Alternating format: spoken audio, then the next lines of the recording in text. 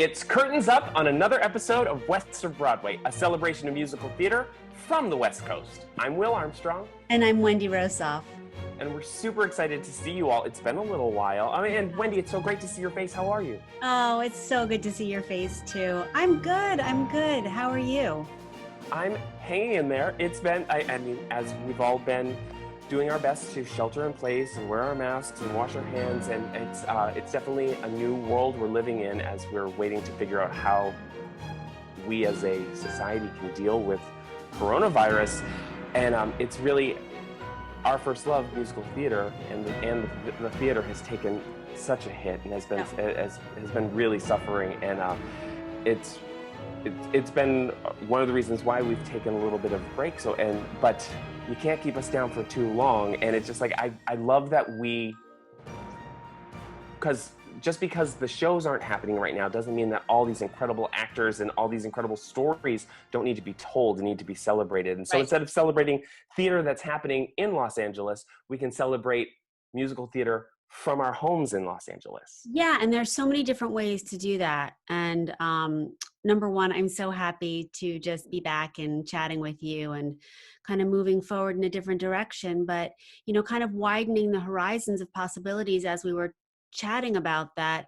It really does open up a whole new chapter of West of Broadway. So I'm looking forward to having talks about what people are doing now, how they're making their way, finding their way. Because as you know, as a performer, it's not just a job, it's part of our identities, And so kind of figuring out how we're navigating that, and people are getting creative, obviously.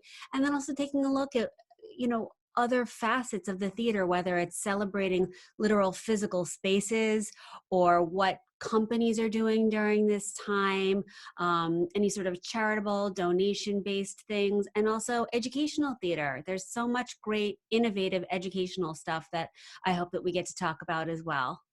Absolutely. And I'm so excited about how all these creatives and all these super talented people are really embracing technology and the advancements that we have to still reach out and connect and create. And there's really no other way at this point. Absolutely. Everybody has to embrace it, whether you're kicking or screaming or you're already a tech geek. And that's been super inspirational for me to see too, because, as you know, I'm a little bit of a tech geek, but I've been watching and talking to so many folks who are brilliant artists who for years were like digging their heels in the ground. And we're like, nope, I'm not doing it. I'm a live in-person only person. And now that this time is here and it's like, okay, this is what's available, people are realizing that those boundaries that they put on themselves were self-limitations. And so as difficult as it is, there's also so much growth that I think is super exciting.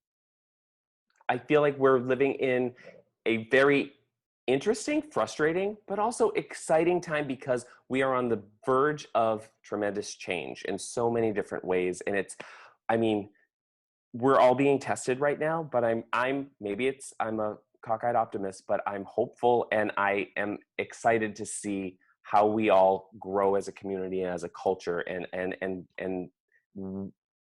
anything can happen. Anything is possible. And it's just a testament to the American spirit and to the human spirit that so many wonderful things are happening, kind of like our guest today, Megan Sikora. Yes, Megan Sikora, who I adore. So Megan is a fellow 42nd Streeter. She was part of the original revival cast. She was Phyllis or Lorraine. I can't even remember at this point. We'll talk. I mean, they're so, Yeah, of course. I think I've been Phyllis and or Lorraine 7 million times, and I can't even tell you what the difference is at this point. But she is a phenomenal talent. She's done a slew of Broadway shows, and she's also an incredible businesswoman. And we are going to talk with her today about her brand new adventure, which brings together her love of performing, her business acumen, bringing arts to folks who wouldn't necessarily otherwise be able to have access to it, and also finding a place for out of work displaced Broadway dancers to do what they do. So I'm super excited about this conversation. I can't wait. And I know that she is also bringing an old friend of mine who's also working with her on this project, a guest artist and instructor, James Tabeek. And I think they're ready now. Let's bring them on. Okay, great. Megan Sikora and James Tabeek, Welcome to West of Broadway. Welcome. Hi guys, how's everything? Hello. Hi. Hello. Thank you so much for joining us here on West of Broadway. We're thrilled to see your beautiful faces. Megan, I know you're in New York, and James, you're here in Los Angeles? Yes, I am. Yes, I am. Excellent. Downtown. And so how is everything going during this very turbulent time? How are you guys holding up? Well, first of all, thank you for having us. Since, like you said, I'm in New York, and we are moving forward. Like, we're going to start entering phase 4. I heard that. On Monday, but still no indoor dining, which I think is really, really smart, because that seems to be the crux of a lot of states, such as your own, where people have had to backtrack. Yeah. I mean, which makes total sense. There's all the spit. Indoor dining. So much spit. Right? Yeah. So it's interesting. It's interesting. And I get really annoyed with people who don't wear their masks. Just wear a mask. And Megan, you're a mom, right? I How am. old is your child? How old is your 8-year-old How son. old? 8-year-old. So there's some education involved. How's that going? I became a master of second grade during the lockdown. I had to learn what a rhombus was again. Oh my God. Already forgot it. Mm. A rhombus is a square, but a square isn't a rhombus. Something Is like it that. almost like a trapezoid, a rhombus? Whoa. I already forgot it. You're bringing out the big guns. You really don't need it. Needed. Yeah. It's great. Yeah, no, it's terrifying, and it makes us appreciate the work that actual teachers and educators do. I mean, they're doing. My God. And also, I mean, this is way off topic, but opening schools, it's like when I went to school, it was from like 8 or 7 or 8 in the morning to like 2, and then we were done. Yeah. But parents work till 5 or 6. Like, how does opening schools? I mean, I don't know. So yeah. I have no idea what's going to happen in the fall. I have no idea. I'd love to hear at some point how California is going to do it too. James, you've been traveling. How has that been? Traveling. I have been doing a little bit of traveling. It's been well, we were in Palm Springs, Great. and which was so lovely. It was so beautiful and gorgeous. And this was like I think the one interim week in between when like Newsom was like, okay, you guys can like eat. And we were like, oh, okay, let's eat. And you guys can go to the gym. Like, oh, okay, we'll go to the gym. So we ate and went to the gym and just like laid around. He was on, my partner was on, his company was on a shutdown, like a July shutdown for a week. He's been working from home. He'll be working from home, in fact, through the rest of the year. And so we went, and then we came back, and then things started getting not so great again. And then my nephew, God bless him, turned 8 as well in Florida. And I was like, oh God, should I go to Florida? Like it's so like things have been just a bit bizarre. And now I think in California, we're restricted again. Like I think we've gone from like phase 2 to like phase like 1.3 or something. We're saying, and if people would just do what they're told and, you know, just like be loving and kind and wear masks and behave themselves. But I'm uncertain if that's the trajectory we're on. Just not the American way. No, I'm uncertain that that's the American way. And so listen, I'm very blessed. We're here, we're in our condo, and the gym downstairs is open, but you have to make a reservation and you can wear a mask. That's smart. Yeah, very smart. And then the pool deck was closed for a very, very long time, but now you can go down there with a reservation, and there's no more than like 2 households allowed at a time. And you wear a mask. So like it's like the new normal. It's just kind of what happens. Yeah. Exactly. That sounds like a great system, actually. Yeah. No, I think it's a situation where we're just all kind of saying yes and, you know what I mean? Like we're all like, okay, this is how it's going to work this week, and we don't have to anticipate how it's going to work the next week or the week after. We're just going to do. That's the only way to stay sane. Yeah. My therapist keeps telling me, she's like, you actors, like you're prepared for this. Like, you know how to survive. Like, all of her other clients are falling apart. And I'm like, now everybody knows what it's like to be an actor in between gigs. Like, just the complete uncertainty, the like, what am I going to do today? Well, exactly. And that speaks to why we're all talking today, because with all the theaters closed and so many people out of work, I find it amazing, Megan, that you have been part of a small team of people that created something that educates, it employs, it inspires, it motivates. Can you tell us a little bit about PASSDOOR? Yes, so PASSDOOR is an online dance school that was created specifically, originally, to create work for out-of-work dancers. And to be honest, when we do come back, theater, it's going to be a long time before people such as ourselves get to work again. Mm-hmm. Because the shows that can come back will be plays, small musicals where everybody can face out and sing forward. There's not going to be a safe space for people to be singing towards each other, dancing on each other, and sweating in a small space. So we really felt a need to create work for people and a continued outlet for all the dancers out there that want to, that use dance to like express themselves and get over their emotional hurdles and make it through the day and figure out how to breathe, and or just want to keep studying, you know. And there are a lot of ways to do that out there, but we at PASSDOOR wanted to create a real school. So it's not like a one-off like masterclass. You're studying. James is one of our incredible teachers, and he has a group of students that continue to study with him week to week, that he knows their names, he knows their stories, he knows how to correct each one individually, you know. I saw that on your website that you're keeping class numbers quite low in order to create relationships, which I think is so great, because it's common, and I totally understand why. You know, the Zoom classes can hold up to so many people, so why not do that? But there is such a tangible payoff for being able to have that individual relationship in dance class. I love that you're doing that. Thank you. I mean, think about how we all were taught and grew up. Like our dance teachers were our inspiration. They were our life force, you know. I mean, mine, Miss Christine, who is in Vegas right now, she was my mom. Like, I consider her my mom. And having these role models is so important. But so that was how it all got started. But very quickly, once I was brought on board, I was like, hey, so we have the internet, so we can actually get to all the people out there that don't have access to Broadway.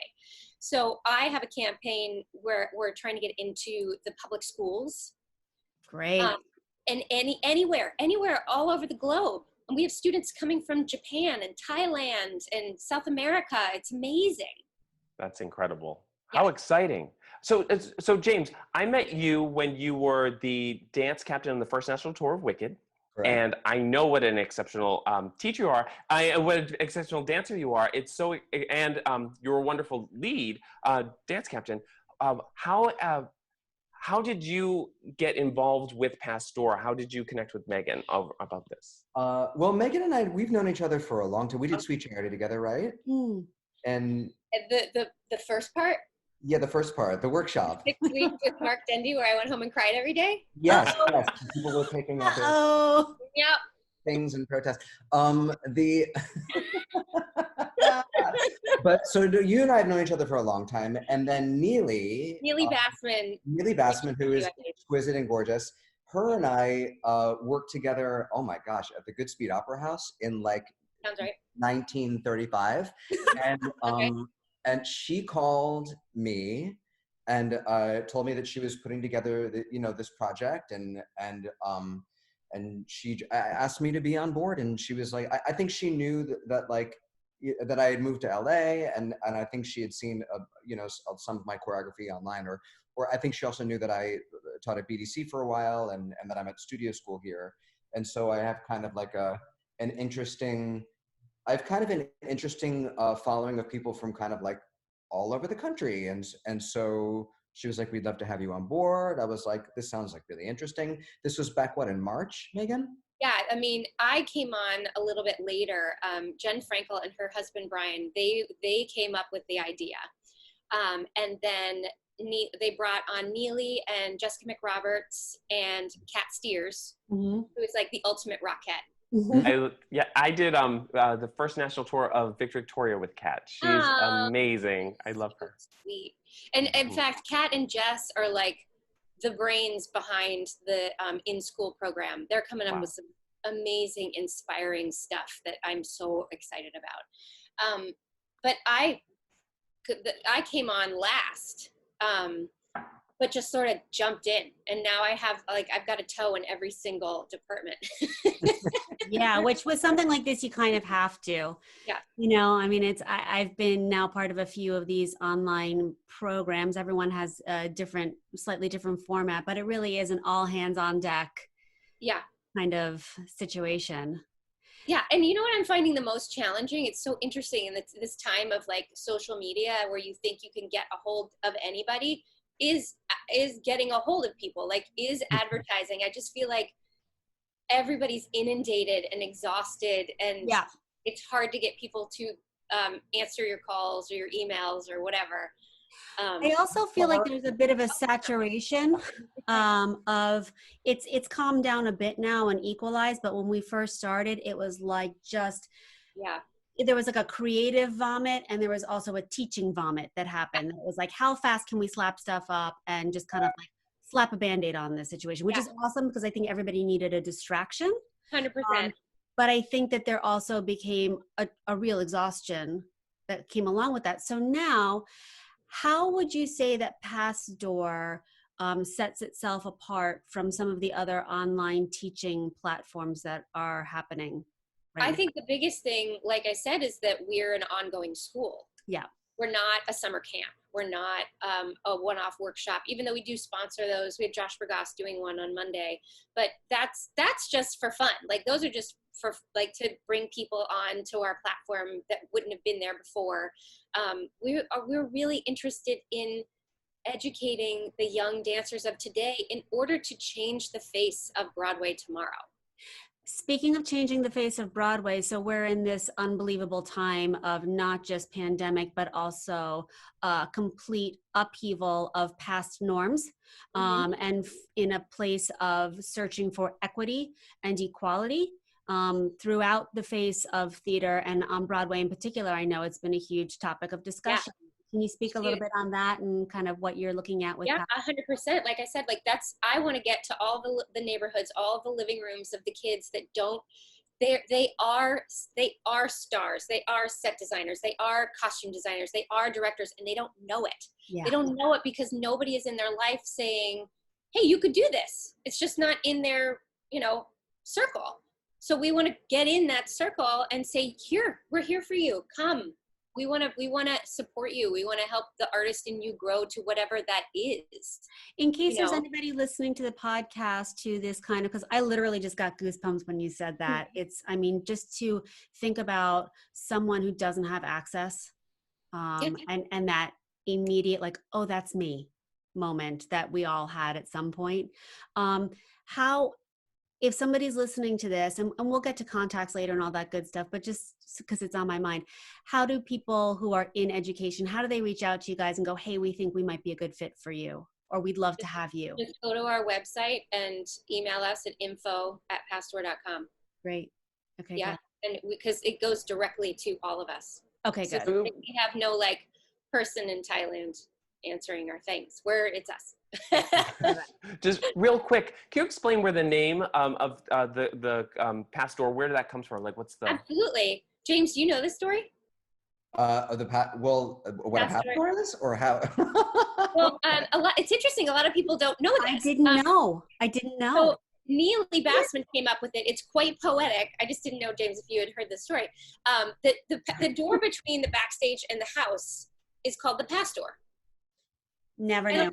I always knew that. I don't know, maybe because being a dance captain, you're at rehearsal on Thursdays and Fridays, and they're like, go through the PASSDOOR, like you're talking to the crew more than the average performer might have the opportunity to, blah, blah, blah. So Neely came up with this beautiful idea that we are the PASSDOOR for young creative artists and Broadway. Yeah. Amazing. So we help them come through us, and you get there. Okay, so I'm a kid in Nebraska, and I have a living room, and I hear about PASSDOOR. So James, say I want to take your class. What does a class look like? How am I going to experience that from my living room? Ooh, well, I think it would be different depending on whose class you take, but if I'll speak for my own process. Well, first I want to be welcoming to everyone, and then I want to kind of describe like the tone of the choreography for the day, and the most important thing for me is that everyone's bringing their humanity and their experience and their emotional life to what I'm choreographing. And so I'm very specific to tell all the dancers in all of my classes, if it's live or if it's on PASSDOOR or wherever it is, that I don't need you to mimic me. I don't need you to dance like me. I already know what I look like dancing. And quite frankly, my best years are behind me. So like, I want to see what you look like dancing. And we all have a different story. We all have a different history. We all have different trauma. We all have different baggage. We're all experiencing the psychological impacts of lockdown and the kind of social constructs disintegrating right around us in a different way, and so that impacts us emotionally. And kids are incredibly resilient, and I encourage them to bring whatever is inside them up and to connect to the movement that I'm doing and the music that I'm picking and the lyrics in whatever way they find most authentic, in whatever way they find most spontaneous, and in whatever way they find most organic. And so when you take a class with me, you're getting like a strong technical foundation. You're getting, you know, a warm-up. We're do like 6 minutes of abs, and you're getting technical corrections. I'm teaching you how to, you know, get on top of your leg. I'm teaching you how to pull up, you know, out of your hips. I'm correcting your alignment. I'm correcting your placement. But I'm also correcting your artistic dynamics. I'm also correcting your musicality. I'm also trying to get you to discover a different way of doing the movement this time than you did 2 minutes ago, because you're a different person 2 minutes later than you were 2 minutes ago, especially in this environment. You know what I'm saying? So that's kind of like not just how like I approach choreography and teaching. It's kind of how I approach acting and writing and everything else that I do. It's you're bringing what is most authentic to you. That's your most powerful channel, is what is most authentic to you. So that's You're totally speaking my love language right now. I'm taking an acting class online right now, and that's exactly, you know, we change cellularly every single moment. So there should not be a take that is trying to achieve what the last take just did. We're completely new, and allow yourself to be surprised and in discovery. And how do you listen to what the person who is saying, how are you? And that all translates into whatever discipline we're exploring, right? So And so, go ahead. I'm sorry. I was going to say, about a month and a half ago, I saw on the Today Show some dancers from American Ballet Theater, and they were talking about how they were teaching online classes and how people from all over the world were joining in. For these 5,000 people were taking the class. And although it's beautiful, it's a celebration of community, to be able to have that one-on-one creative, tailored experience with your educators, incredible. It's incredible. Unlike any, I cannot tell you, I'm getting chills. I cannot tell you the amount of emails that we get from students praising our teachers. Like, and we're not asking for it. They're just like, I'm obsessed with PASSDOOR. I love these instructors. I love everything that we're doing. And we have a lot of people that like take James's class, where he's coming up with authentic choreography. And then we have people who want to they'll also take like James T. Lane's class, where he's doing choreography that specifically from a Broadway show. So you're getting a mix and match. Incredible. I'm super excited. I can't wait to take class. I'm just talking to you guys. I'm getting super excited. And so, like, what do you see is the age range of your students? What do you like? Where are they? Well, we teach starting at age 2 through professional. Wow. So we have Leslie Flesner and Sheena Morris and Haley Pachoon. They all have like morning classes for the littles called Playhouse Theater, Children's Playhouse Theater, and it's so fun. It's more about like creativity and telling stories with your body, and sometimes they even read books and they act it out. Super fun. And then we have we have fierce, crazy competition kids that study with Jane. They always blow my mind. They're insane. They're insane. Yeah. And and then we have like college students who are looking for something more, who are like musical theater majors, and they want more of like the original choreography stuff, or like a basic ballet class to work on their technique. So we have a serious hodgepodge. We've got it all. Incredible. And it's like for all intents and purposes, you could be identifying the next big people to influence Broadway and musical theater in America from wherever they are. Like you could, and giving them the encouragement and the guidance to get here. And also the context, because I mean, going through your roster, everyone involved in this, these are heavy hitters. These are huge, elite Broadway performers that are super connected. And in the real world, you want to work with people that you know and that you like and that you appreciate, and they're getting one-on-one experience. It's incredible. It's a great idea. It's a great idea. I mean, that was the goal. Like that's our star are our teachers.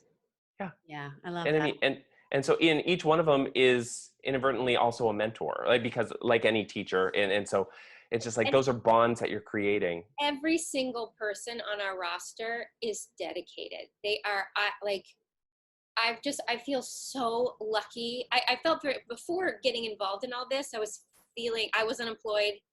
My off-Broadway show had closed before all this. So I was feeling very separated, like we all do in those moments where you're just like, oh, I miss my people. And then when I got involved with this, I was like, oh, my tribe.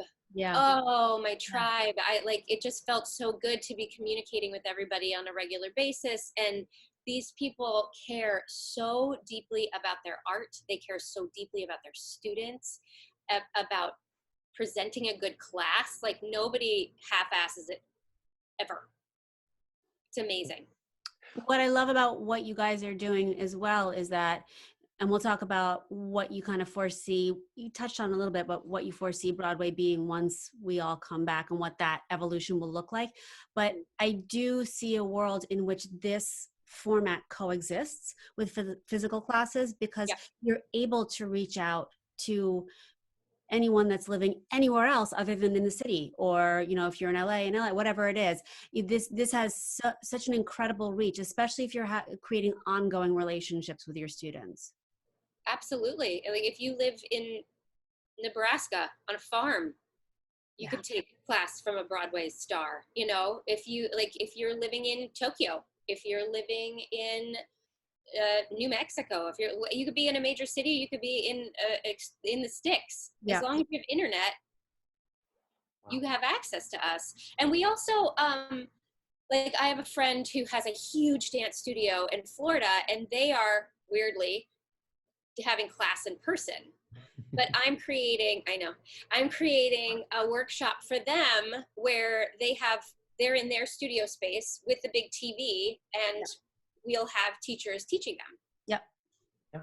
Well, it's Zoom and video conferencing has changed the way standard education works, where I predict in the future, when we're past the pandemic and we have a vaccine and all that and treatments, and kids wake up one morning and the ground is covered in snow, they just turn on their computers and they don't miss a day of school. They don't get a snow day anymore. And I feel like this is also, I know, right? But I mean, we're streamlining, we're making things easier. You're providing access to people like 24, this is something that people can depend on and that people rely on, and such a wonderful tool. And it's good job. I'm so proud of you guys. This is incredible. It's really, really cool.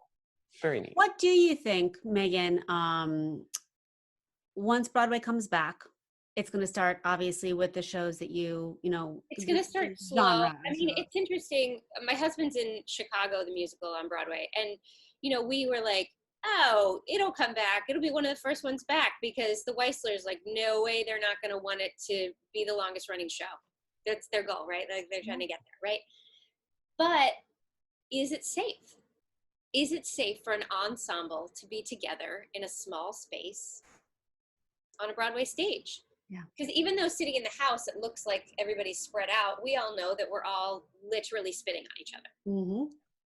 So my feeling is that plays will come back, small musicals, I think new things will get written, which is great. I'm so excited to see the art that comes out of this time. Yeah. Especially with Black Lives Matter. I really am excited to see the voices that start popping up and the stories that we get to start hearing. Because people are finally going to be able to be taken seriously, I hope. Yeah. Yeah, I think to piggyback on that, I think the story of when theater comes back and what it looks like isn't necessarily going to be like, how do we tailor the shows that already kind of exist into like a new kind of like pandemic compliant format. I think it's going to be about what are the new stories that are being told, like what is a completely new way to tell a story? How do we what is a new way for an audience to experience a story? Like, we have such an interesting opportunity as artists with this kind of blank slate that the pandemic has kind of created to redefine what storytelling even looks like and feels like, and subject matter and whatnot. And I think part of our job as educators on platforms like PASSDOOR and whatnot is to inspire young artists and empower them with to kind of erase any preconceived notion of what storytelling even looks like or feels like or sounds like, right? And kind of create new rules, because we have an opportunity here. You know what I mean? I totally agree. Yeah. And I'm also super excited, just on a very personal level. One of the reasons why I left New York and Broadway is because I felt disenchanted. I felt completely, my creativity was just like compressed and dead. And I didn't know how to fix it for myself at that time. Do you know what I mean? And a lot of it just had to do with the evolution of what corporate theater had become and how I identified as my place in that. And so for me, and also growing up in New York, I grew up, in the 80s and early 90s with such gritty, exciting, weird theater. And both my parents, I don't know if you know this, Megan, but both my parents are Broadway musicians or were Broadway musicians. Yes.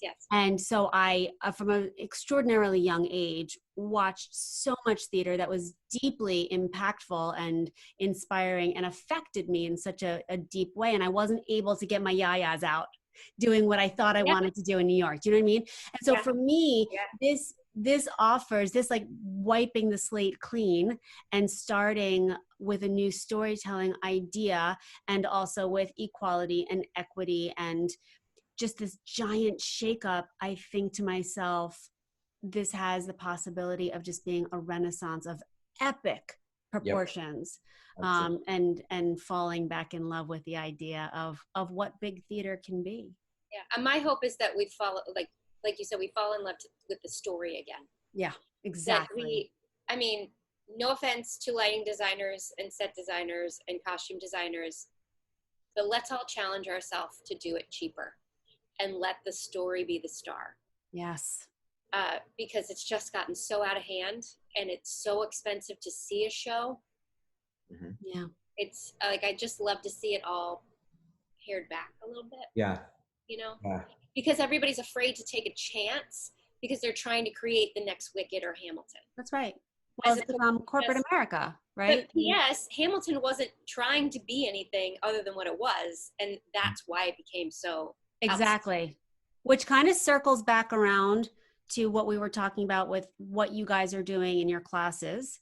And James, how you were talking about your style of teaching, where it's honoring who you are, honoring your individual voice, honoring your artistry, telling the story in a way that feels real for you, and being given the space to do that. Because I feel like for a very long time, we have every, lighting designers, costume design, everybody and the artists themselves have gone, here's the lane, get in the lane, or, To that, with your classes, James, what's something unexpected that you, or what's a challenge that you, or something funny that you're faced with that you didn't expect with teaching in this way, through this medium? Oh my! In this specific format, I think I very much kind of like let go of, this sounds so silly, but I mean, this is just like inherent in the format that we're in, right? I've kind of like let go of needing to see people mirror what I'm doing in terms of like right and left, because some people learn some people learn in an actual studio. They're learning by watching you in the mirror, or they're learning by standing behind you, or they're, you know what I mean? So I've kind of like let go of needing to see. I'll tell people while I'm teaching, yeah, this is my right leg, or this is my downstage arm, or this is how, or I'm facing my piano, or now I'm facing the Ritz-Carlton, or like, but I've kind of let go of needing to see like a reproduction of the actual kind of like image of what I'm doing, and I'm more focused on tailoring the experience to what I'm actually seeing. So like if my standing leg is my left leg and I'm correcting you, and it's your right leg, I'm going to correct you on your right leg. Like, so it seems so like kind of silly to think about something so small like that. I'm not even sure if I was answering what. No, I don't think that's silly at all. I think it's freeing. You know what I mean? As long as you're getting both sides eventually within the warm up or whatever, then it doesn't matter. And also like in let's say, you know, when I'm teaching in a studio and I want like a step done a certain way, and now here I am on PASSDOOR, and someone needs to modify that step because their refrigerator is there. Yeah. Right. I'm like, well, you know what? Since you're doing it like that anyhow, why don't you hit this line? Or why don't you, you know, find a new way to travel into the, you know what I mean? Like there's just, why don't you explore your leftovers? Yeah. Well, and that effect, you're creating a generation of kids or young dancers who don't have the mirror as a crutch. Yes. Which is very interesting for them. I'm a rare dancer that hates a mirror. I hate a mirror. I can't remember choreography if I have a mirror. I have to like close my eyes and be in my body to understand, which goes along with what James was saying about knowing.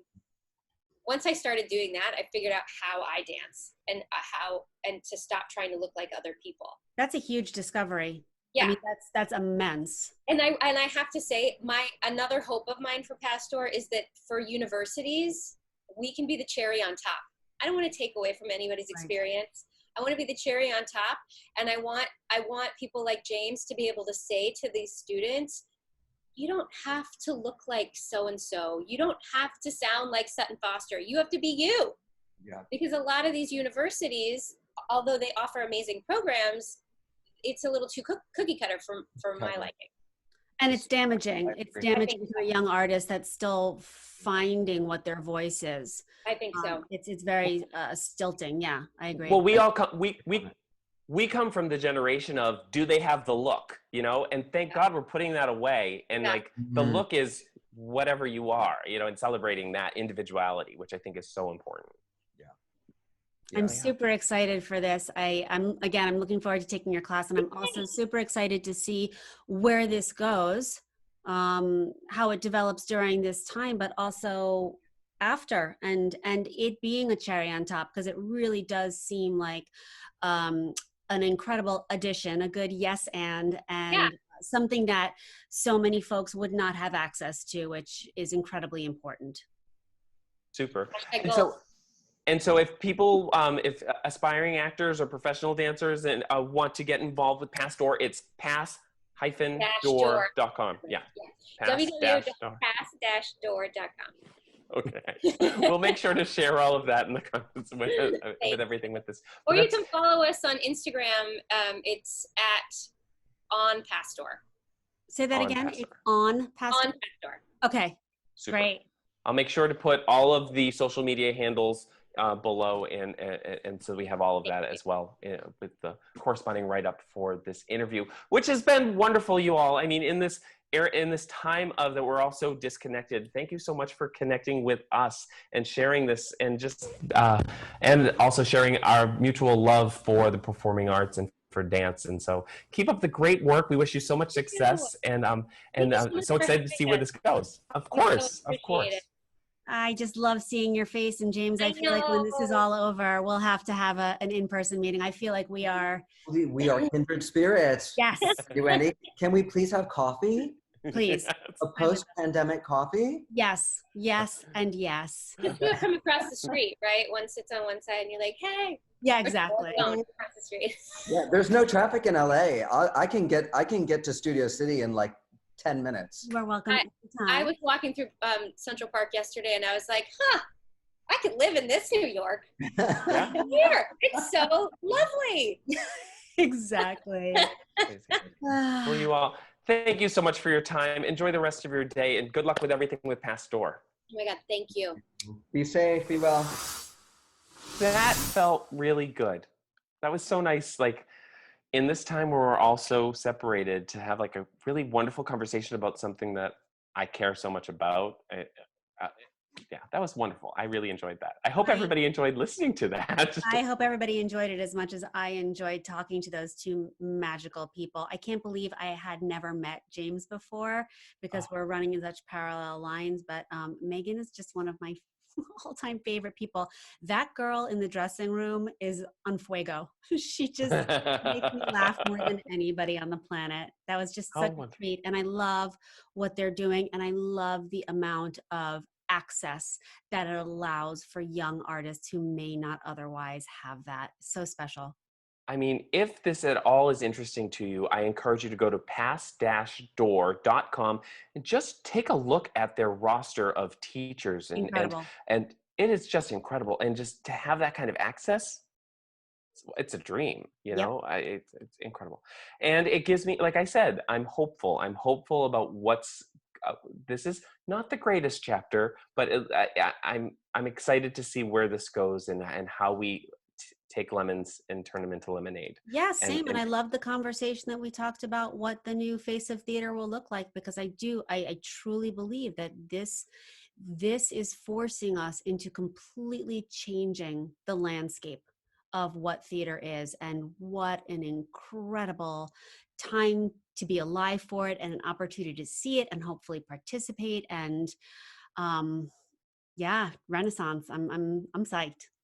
Cool. Yeah, absolutely. Well, this has been I feel like a success. We're trying, we're learning, we're changing, we're growing. And I feel like this was a really successful episode. If you want to check out past episodes of West of Broadway, we're on part of the Broadway Podcast Network, and you can find West of Broadway along with a host of other incredible podcasts and wonderful programming with incredible people. And if you want to follow us on social media, I'm Will Armstrong PR across all platforms. And I'm Wendy_Rosoff. And remember, if you're looking for us, you can always find us just west of Broadway.